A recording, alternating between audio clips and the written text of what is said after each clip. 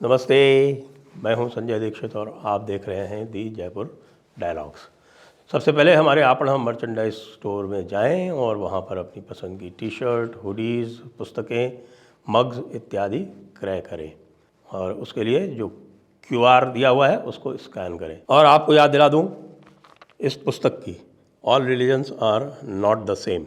इस समय इसने अमेज़ॉन पर धमाल मचा रखा है क्योंकि इसका जो एंटी वोक और जो एक एंटी इंडिया नैरेटिव चलता है उसके विरोध में, और जो वोक नैरेटिव चलता है उसके विरोध में पूरा जो नैरेटिव है, नैरेटिव क्या है, जो फैक्ट्स दिए गए हैं उससे उसका कंप्लीट डिमोलिशन हो जाता है। बात करनी है आज हमको CAA के बारे में।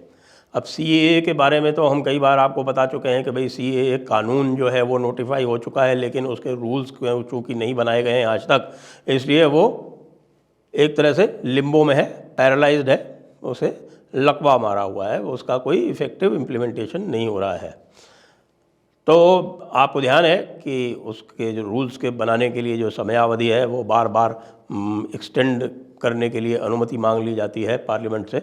और अब चूंकि अमित शाह जी ने ये घोषणा कर दी है कि भाई चुनाव से पहले इसके रूल्स आ जाएंगे और ये लागू हो जाएगा। अब कल बंगाल में जाके उन्होंने ये भी घोषणा कर दी कि भाई निश्चित रूप से CAA लागू होगा, और ममता दीदी को एक प्रकार से चुनौती दे दी कि ममता दीदी जो चाहे वो करें। वैसे तो मैं कहूँ कि ये राजनीतिक रूप से ये इसमें थोड़ा सा मुझे लगता है कि सेंस इसलिए बनता है क्योंकि जो वहाँ की मटुआ कम्युनिटी है वो सबसे अधिक CAA के पक्ष में है।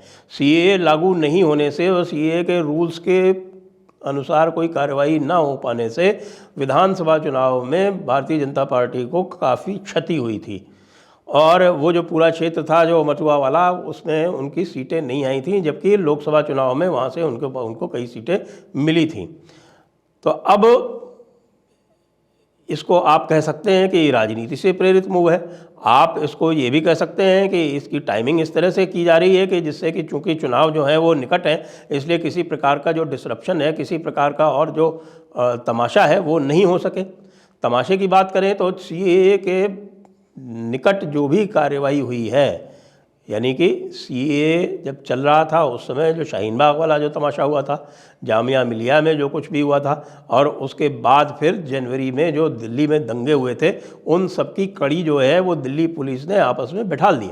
और तो और आज एक बड़ा भारी खुलासा हुआ है कि CAA जो था वो पूरी तरह से, जो CAA के बाद जो दंगे प्लान किए गए थे, दंगों की योजना बनाई गई थी, वो भी सुनियोजित थी, और उसमें योगेंद्र यादव का भी नाम आ गया है। योगेंद्र यादव के नाम आने के साथ साथ आज ऑप इंडिया ने बहुत बड़ा एक खुलासा ये भी किया है कि वो जो सारी योजनाएं बनी थी, वो जो सारी मीटिंग्स हुई थी, वो सारी बैठकें जो हुई थी, वो 6.6 जंगपुरा, जो कि प्रशांत भूषण का दफ्तर है, जी हाँ, प्रशांत भूषण, वही कौन से प्रशांत भूषण, वही प्रशांत भूषण जो PIL किंग हैं देश के, और जिनको आजकल सुप्रीम कोर्ट भी बहुत अधिक भाव नहीं दे रहा है, इसलिए बहुत दुखी हैं। तो जितनी भी मीटिंग्स हुई हैं, जो क्या यूनाइटेड अगेंस्ट हेट, और ये क्या है कि NAPM, ये इस तरह के जितने भी ऑर्गेनाइजेशंस हैं या फिर मेधा पाटकर के ऑर्गेनाइजेशंस पुराने वाले, उन सब का एड्रेस, उन सब का जो पता है वो एक ही है, 6.6 जंगपुरा एक्सटेंशन, यानी प्रशांत भूषण का दफ्तर।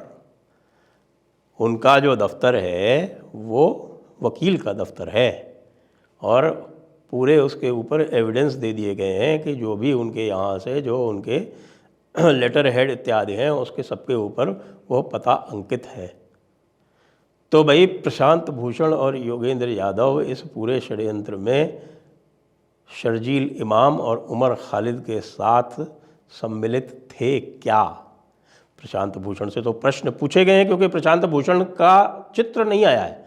योगेंद्र यादव का और शर्जील इमाम का और उमर खालिद का तो साथ साथ चित्र भी आ गया है, लेकिन चूंकि प्रशांत भूषण के परिसर का, प्रशांत भूषण के कार्यालय का उपयोग इस कार्य के लिए किया जा रहा था, तो क्या ये माना जा सकता है कि प्रशांत भूषण इसमें प्रत्यक्ष या अप्रत्यक्ष रूप से सम्मिलित थे, यह प्रश्न चिन्ह है। और यह प्रश्न पूछा जा रहा है इस ऑफ इंडिया द्वारा, नूपुर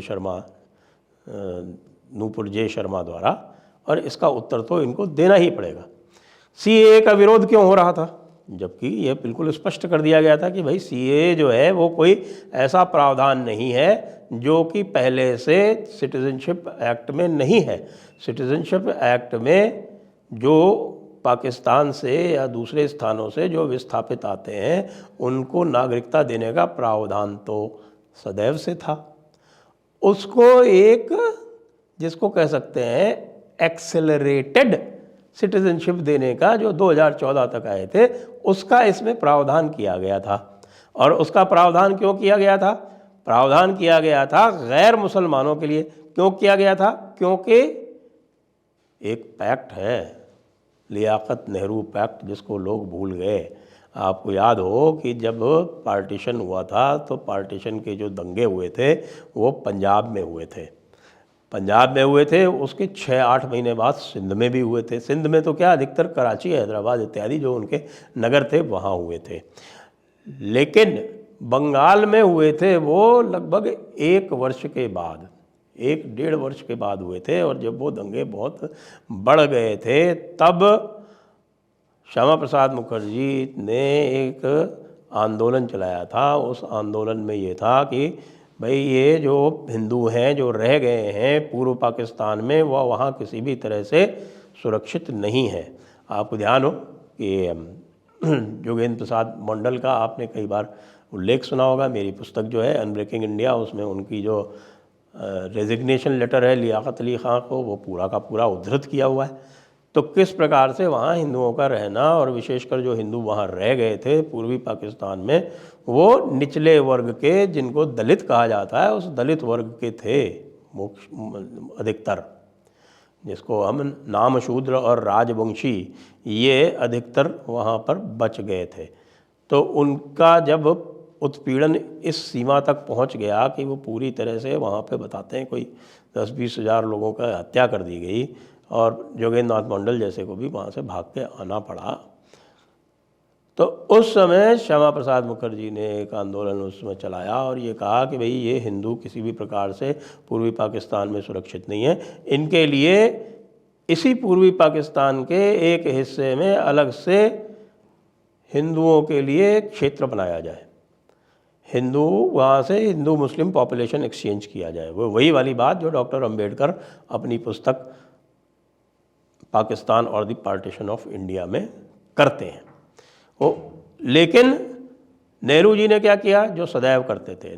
नेहरू जी ने पाकिस्तान के भरोसे, यानी उसी पाकिस्तान के भरोसे जिसने 10 लाख से 15 लाख लोगों का कत्लेआम कर दिया पश्चिमी पंजाब में, उसी पाकिस्तान के भरोसे एक लियाकत नेहरू पैक्ट कर लिया।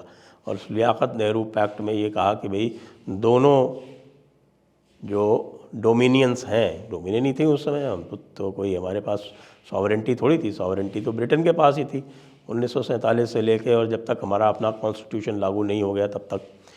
तो जो दोनों डोमिनियन हैं, वो दोनों डोमिनियंस, ये अप्रैल 1950 में ये हुआ था, तब डोमिनियन समाप्त हो गई थी, भारत तो नहीं रही थी। लेकिन हाँ, पाकिस्तान और भारत दोनों जो है, पाकिस्तान तब भी डोमिनियन था, तो पाकिस्तान और भारत जो दोनों हैं वो अपनी अपनी माइनॉरिटीज़ की सुरक्षा करेंगे।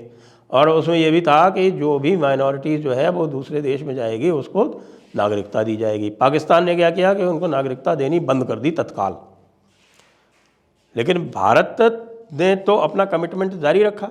तो उसी कमिटमेंट के तहत हमारे सिटीजनशिप एक्ट जो बना 1956 में, उसमें ये प्रावधान किया गया था। और उसी प्रावधान का एक, हम कह सकते हैं, संशोधन करके त्वरित गति से उनको नागरिकता देने का प्रावधान इस सिटीजनशिप अमेंडमेंट एक्ट में किया गया, जिसको लेके एक झूठा नैरेटिव बना के, और हमारे सारे भाई लोगों ने, यानी कि पंचमक्कारों ने, जिनमें मैंने अभी अभी आपको बताया कि कौन थे उसमें जो मुख्य षड्यंत्रकर्ता, जो जामिया मिलिया वाले, नाम मैंने आपको सारे ले दिए, नामों में मैंने लेने में कोई कोताही नहीं की। और इन सब लोगों ने मिलके इस तरह का नैरेटिव बनाया जैसे कि पता नहीं भारत के अपनी धर्मनिरपेक्षता को ताक पर रख दिया है। इंडियन इंडिपेंडेंस एक्ट में भारत का विभाजन पूरी तरह से धार्मिक आधार पर हुआ था, मुस्लिम और गैर मुस्लिम। इसलिए जब मुस्लिम को अपना क्षेत्र, अपनी टेरिटरी पहले से मिल गई थी, तो किस आधार पर ये CAA वाले कह रहे थे कि भाई मुसलमानों को भी नागरिकता दो? क्यों? यहाँ दूसरा पाकिस्तान और बनाना चाहते हो? वैसे तो इनके रक्त में यही है। ये रक्त पिपासु यही चाहते हैं कि किसी प्रकार से भारत के खंड खंड करके अनेक पाकिस्तान बना दिए जाए, जैसा कि रहमत अली, चौधरी रहमत अली ने जो ओरिजिनल कॉमनवेल्थ ऑफ पाकिस्तान का नक्शा बनाया था, उस तरह से वो बन जाए। उसी तरह से वो हैदराबाद चाहते थे, उसी तरह से वो हैदरिस्तान चाहते थे, उसी तरह से तो वे फारुकिस्तान चाहते थे, पता नहीं कितने स्थान चाहते थे। वो मेरी अनब्रेकिंग इंडिया पुस्तक का मुख्य पृष्ठ है। तो आज बस यही कहना चाहूँगा कि अमित शाह जी, अब जो कुछ भी आपको करना है, आपने अब चूँकि घोषणा कर दी है और दीदी के घर में जाकर कर दी है, तो कृपया इसको अब त्वरित गति से कर ही डालिए। अब इसमें कोई हिला हवाला करने का मेरे विचार से कोई अब उपयोग नहीं है। राजस्थान में आपकी सरकार आ गई है, यहाँ पर ही अधिकतर जो आते हैं सिंध से वो गरीब दलित आते हैं, मेघवाल, ओड इत्यादि, ये सब जो गरीब से गरीब जो वहाँ की कम्युनिटीज़ हैं वही वहाँ से भाग के आती हैं। दूसरे जो फॉरेनर डिवीज़न है उसको ये भी कहें कि ये जो पाकिस्तान में आजकल जो है भारतीयों को वीज़ा देने पे एक घोषित सी एक रेस्ट्रिक्शन सा लगा रखा है, बहुत कंजूसी से वीज़ा देते हैं, ऐसा ना करें। उनको जो है वो पूरी जितनी भी संख्या में वीज़ा दे सकते हैं उनको दें। इनको हमें बचाना है। हिंदुओं को पूरे के पूरे उपमहाद्वीप में जहाँ भी हम बचा सकते हैं हमें बचाना चाहिए। ये लियाकत नेहरू एक्ट का प्रावधान भी है। जय हिंद, जय भारत, वंदे मातरम।